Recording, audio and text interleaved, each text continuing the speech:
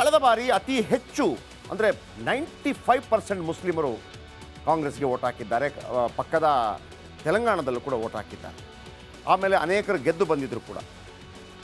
ಈಗ ಈ ಎಲ್ಲ ನಾಯಕರು ಏನು ಹೇಳ್ತಾ ಇದ್ದಾರೆ ಅಂದರೆ ಲೋಕಸಭಾ ಚುನಾವಣೆಯಲ್ಲಿ ನೋಡಿ ಮುಸ್ಲಿಮರು ತುಂಬ ವೋಟ್ ಹಾಕಿದ್ದಾರೆ, ಲೋಕಸಭಾ ಚುನಾವಣೆಯಲ್ಲಿ ನಮಗೆ ಟಿಕೆಟ್ ಕೊಡಬೇಕು ಅಂತ.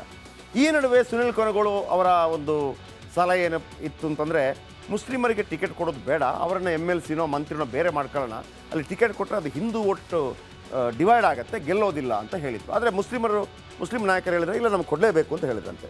ಹೈಕಮಾಂಡ್ ಕೊಡುವಂಥ ದೃಷ್ಟಿಯಲ್ಲಿ ಇಲ್ಲ.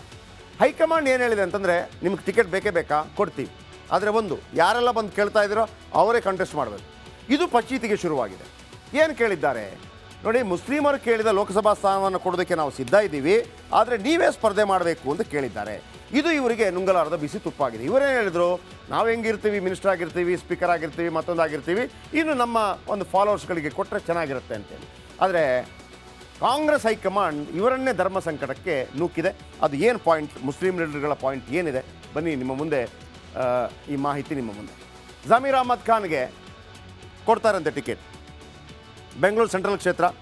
ಹಾಲಿ ಸಚಿವ ರಹೀಂ ಖಾನ್ ಬೀದರ್ನಿಂದ ಸ್ಪರ್ಧೆ ಮಾಡಬೇಕು, UT ಖಾದರ್ ಮಂಗಳೂರಿನಿಂದ ಸ್ಪರ್ಧೆ ಮಾಡಬೇಕು. 5 ಟಿಕೆಟ್ ಕೊಡಿ ಅಂತ ಕೇಳಿದ್ದಾರೆ. ನಿಮ್ಗೆ 5 ತಾನೇ ಕೊಡ್ತೀನಿ, ಆದರೆ ಒಂದು ಯಾರಿಗೆ, ಜಮೀರ್ ಅಹ್ಮದ್ ಖಾನ್ ಅವ್ರಿಗೆ ಬೇಕಾ, ನೀವು ಬೆಂಗಳೂರು ಸೆಂಟ್ರಲಿಂದ ಸ್ಪರ್ಧೆ ಮಾಡ್ತೀರಾ? ನಾನು ಹೆಂಗೆ ಅಂತ ಅವರು. UT ಖಾದರ್ಗೆ ಕೇಳಿದ್ರಂತೆ, ನಿಮಗೂ ಕೊಡ್ತೀನಿ, ಮಂಗಳೂರಿಂದ ಸ್ಪರ್ಧೆ ಮಾಡಬೇಕು.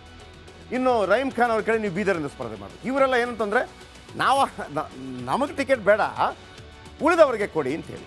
ಈಗ ಇದು ದೊಡ್ಡ ತಲೆನೋವಾಗಿದೆ. ಈಗ ನಮಗೆ ಬೇಡ, ನಮ್ಮವರಿಗೆ ಟಿಕೆಟ್ ಕೊಡಿ ಅಂತೇಳಿ ಮುಸ್ಲಿಂ ನಾಯಕರು ಹೇಳ್ತಾ ಇದ್ದಾರಂತೆ. ಒಟ್ಟಾರೆ ಈ ಬಾರಿ ಮುಸ್ಲಿಂ ನಾಯಕರಿಗೆ ಟಿಕೆಟ್ ಸಿಗುತ್ತಾ ಇಲ್ವೋ ಅನ್ನುವಂಥದ್ದು ಕೂಡ ಭಾಳ ದೊಡ್ಡ ಅನುಮಾನವನ್ನು ಕಾಡ್ತಾ ಇದೆ.